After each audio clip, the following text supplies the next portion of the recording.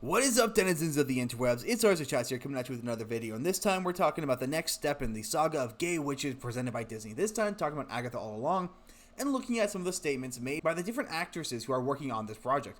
So, like, subscribe, and hop in, losers. We're pointing and laughing at more gay people today. The first statement I'm going to play is the one made by Kathryn Hahn, who I think actually gives a fairly reasonable take and a very well-handled response to the question. Agreed. I mean, I think it's pretty, well, what is the most exciting about it is that that's not exactly what it's about. No, it's so right. normalized, but yeah, I definitely think. Now, why I love this take is actually that she's not allowing herself to be baited, because this is 100% a bait question designed to get her to say something controversial and really screw up with the chuds and blow it all out of proportion. But instead she gives the perfect answer. It's not a big deal that this is a gay product, because it's not a gay product, it is a normalized product. The gay stuff is in there because the gay stuff exists in real life, not saying that it's there to push any buttons or for political reasons. Now, whether or not that's the truth is impossible to say, but I think she gives a really good answer either way.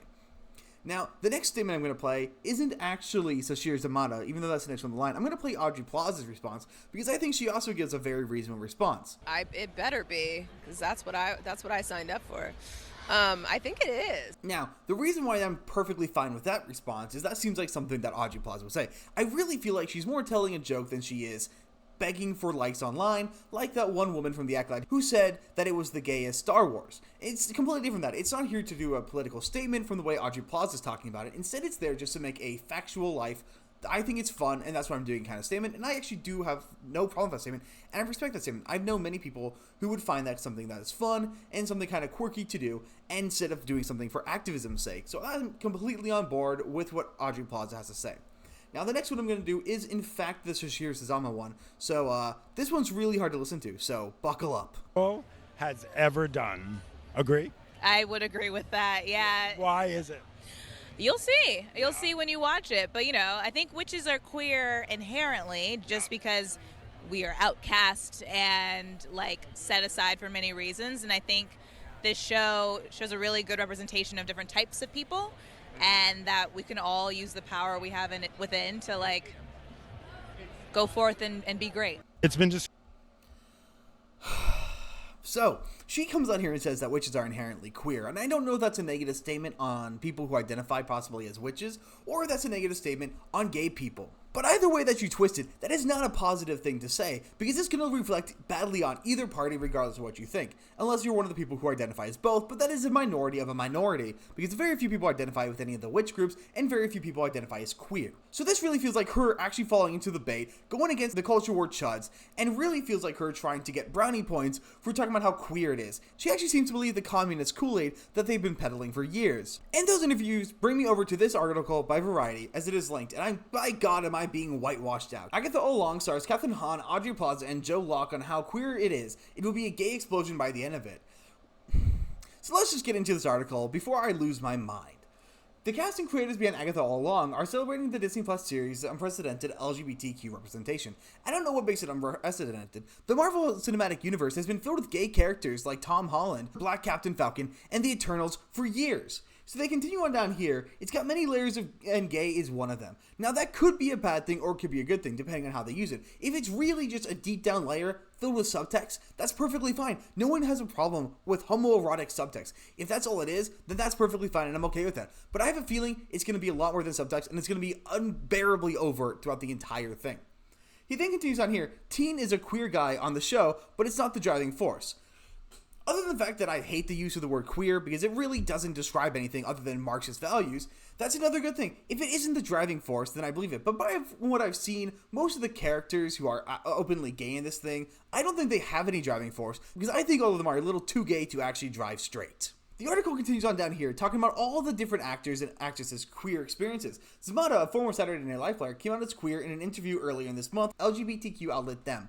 Honestly, that's meaningless. Do you know what queer actually means? It means you don't identify as straight, but it doesn't mean you identify as anything else. You don't have to identify as non-binary. You don't have to identify as gay. You just have to say identify as queer. It is a meaningless term. It is a dog whistle to say, look, I'm doing my part. That's all it means. It doesn't actually mean anything, and that's one of the big issues with this whole ideology, is it's a club that anyone can access as long as you're willing to say the right things and suck the right dicks. They then go on to Audrey Plaza, who said in an interview with The Advocate in 2016 that she falls in love with men and women. She tight-lipped about details, but cracked about Agatha. It will be a gay explosion by the end of it.